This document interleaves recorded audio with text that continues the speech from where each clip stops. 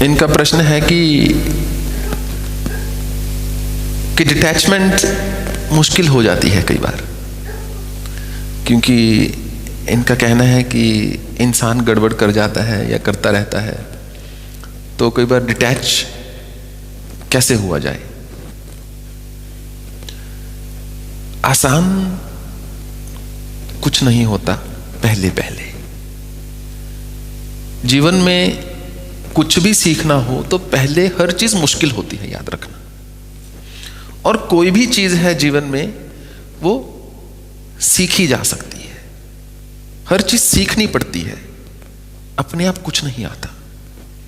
Even कि एक बच्चा या बच्ची जब चलना भी सीखती है तो वो पहले कितनी बार गिरती है, बचपन में गिरती है, रोती है, फिर भी एक चाह होती है, नहीं मुझे खड़े होके उस चीज को छूना है जो मुझसे ऊंची है, मुझे वहां तक खुद पहुंचना है, मुझे किसी पर निर्भर नहीं रहना। तो ऐसी डिटैचमेंट जो है, जो मोह के पाश को काटना जो है, वैराग्य कहा जाए उसको, या एक समता का मार्ग कहा जाए, उसमें चलने के लिए मन को सिखाना पड़ता है। शुरू में मन रोएगा, बिलखेगा, दुखी होगा। उसमें जब ऐसा होता है तो अधिकतर मनुष्य क्या करते हैं, वो अपनी पुरानी वाली टेंडेंसी पे आ जाते हैं, क्योंकि मन को उसमें सुख मिलता है, काम नहीं करना पड़ रहा कुछ, मन उसमें सुखी हो जाता है। पर यदि आपको डिटैच्ड होना है तो उसके लिए जीवन में कुछ सिद्धांत होने जरूरी हैं, क्योंकि मन नहीं डिटैच्ड होना चाहता। मन को सुख है अटैचमेंट में। उस अटैचमेंट में जो दुख भी मिलता है, मन उसमें ठीक है, खुश है। तो सबसे पहला सिद्धांत तो कहीं कागज पे 2-4 चीजें लिख लेनी चाहिए। दर्शन की बात है, ये फिलॉसफी की बात है, और लाइफ इज अ फिलॉसफी, जीवन भी अपने आप में एक दर्शन है। ये लिख लेना चाहिए कि प्रत्येक चीज स्थायी है, अस्थायी है। Everything is temporary. कुछ भी शाश्वत नहीं है, नित्य नहीं है, स्थायी नहीं है, हर चीज अस्थायी है। पहला तो ये सिद्धांत। दूसरा, जीवन में कुछ ना कुछ ऐसा होना चाहिए जिससे कि हम आगे बढ़े, मानसिक आध्यात्मिक तौर पर। चाहे वो कोई कोई कला हो, कोई पेंटिंग, म्यूजिक, डांसिंग, कुछ जिसमें कि हम अपने आप को थोड़ा डुबो सके। उससे क्या है, हमारी आत्मनिर्भरता बढ़ जाती है, हम स्वावलंबी हो जाते हैं। हम दूसरों की ओर देखना कम कर देते हैं कि फलां व्यक्ति मुझे सुख दे, या उससे मैं बात करूं, वो मेरे से हमेशा बात करने को तैयार हो, क्योंकि हर कोई दुखी है। अब किसी के पास जाते हैं कि मुझे ये व्यक्ति सुख दे, वो शायद नहीं दे पाएगा। हर व्यक्ति जीवन में कोई ना कोई दुख लेकर बैठा हुआ है। सबकी अपनी इच्छाएं हैं, अपनी आकांक्षाएं हैं, अपने स्वप्न हैं, अपने लक्ष्य हैं, अपना ध्येय है। तो पहला तो ये कि हर चीज अनित्य है, हमेशा मेरे पास कुछ नहीं रहने वाला। तो जब तक है मैं आनंद में रहूं, जब नहीं होगा तो जब पहले नहीं था तब तो मैं आनंद में ही था, तब कुछ और हो जाएगा। दूसरा, जीवन में जो समय मिलता है उसका किसी अच्छे ढंग में उसका निवेश हो सकना, to invest your time in something valuable. तीसरा, एक हमेशा इस बात को याद रखना जिसको स्मृति बोला जाता है, माइंडफुलनेस। उसमें अपने आप को एक प्रश्न लिख लो एक स्लिप के ऊपर, what am I doing right now. इस समय मैं क्या कर रहा हूं। जब आप उसको पढ़ेंगे तो आपका मन उसी समय इधर उधर की सोच से हटके उस क्षण में आ जाएगा कि इस समय मैं क्या कर रहा हूं। इस समय मैं पढ़ रहा हूं, या पढ़ने की कोशिश कर रही हूं, या इस समय मैं सो रही हूं, या इस समय मैं सोच रही हूं, या इस समय मैं पेंटिंग कर रही हूं, या इस समय कुछ भी कर रही हूं। वो भाव जो है सामने आना शुरू हो जाएगा, जिससे कि आप वर्तमान में आ जाएंगे। बस वही है, मन वहां भागने की बजाय यहां आ जाए वापस, फिर यहां का आनंद दिखेगा, यहां का रस दिखेगा, यहां का सुख दिखेगा। नहीं तो मन इधर उधर भाग रहा है निरंतर, उससे हमको दूर होना है।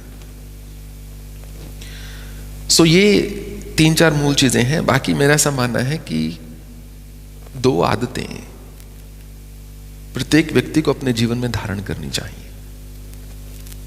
पहली, रात को सोने से पहले ध्यान लगाकर सोए। 5 से 10 मिनट का मेडिटेशन करके सोए। उसमें कुछ नहीं करना है, बस बैठ गए, अपने जहां सोना है वहीं पर, कोई ऐसे विशेष पूजा स्थान में बैठना नहीं है, जहां सोते हैं वहीं बैठ गए और अपने श्वास को सुनना है। आ रहा है, जा रहा है, आ रहा है, जा रहा है, आ रहा है, जा रहा है। क्योंकि जीवन के साथ सबसे पहला संबंध मनुष्य का श्वास का होता है। श्वास गया तो सब गया, तो श्वास को सुनना है। दूसरा, मैंने ऐसा देखा है, जो व्यक्ति जीवन में पढ़ने की आदत डालता है किताबों को, वो दुखी थोड़ा कम रहता है।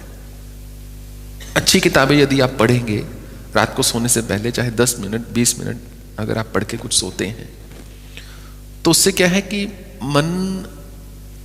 माइंड में एक मैच्योरिटी आनी शुरू हो जाती है।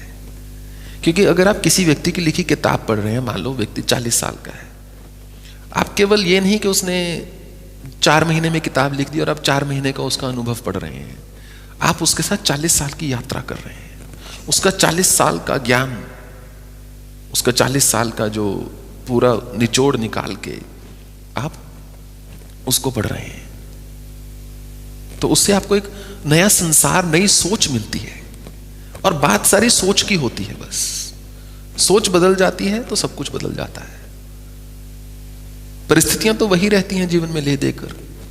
आपके जीवन में हमेशा एक ना एक व्यक्ति ऐसा जरूर होगा, एक से अधिक भी हो सकता है, जिससे जो आपको पसंद ना हो। आप बोलेंगे ये व्यक्ति मेरे जीवन में ना थोड़ा ना होता तो बहुत बढ़िया रहता। एक व्यक्ति कम से कम ऐसा जरूर होगा जो आपको बहुत पसंद हो।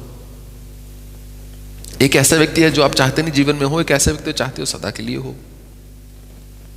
एक अधूरा स्वप्न अवश्य होगा, एक अधूरी इच्छा अवश्य होगी, परंतु ऐसी शत ऐसी इच्छाएं भी हैं जो पूरी हो चुकी हैं।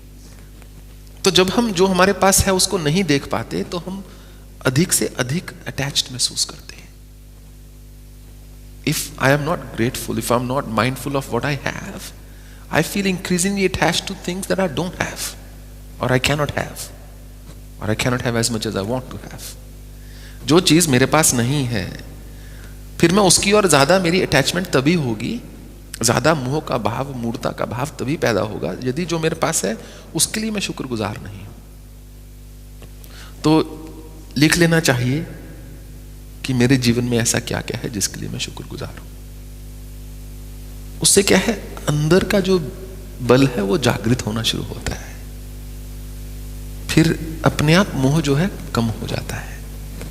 चाहने से मोह कभी कम नहीं होगा। सोच के मैं अब मोह नहीं करूंगा या करूंगी, उससे नहीं कम होगा कभी। या कुछ हो जाए, मैं इस व्यक्ति से अटैच नहीं फील करूंगा या करूंगी, नहीं होगा। हमको अपनी दृष्टि और दृष्टिकोण को बदलना होगा।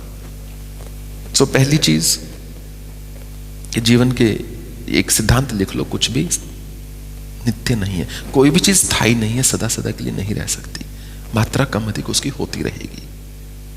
दूसरा कि मेरे जीवन में क्या है जिसके लिए मैं शुक्रगुजार हूं। तीसरा, इस समय में क्या कर रहा हूं, what am I doing right now. चौथा, रात को ध्यान करके सोना चाहिए। मन जब स्थिर होना शुरू होता है वैसे ही प्रफुल्लित हो जाता है। पांचवा, कुछ ना कुछ किताबें पढ़ने की आदत डालनी चाहिए, अच्छी किताबें, उससे मन बदलना शुरू हो जाता है।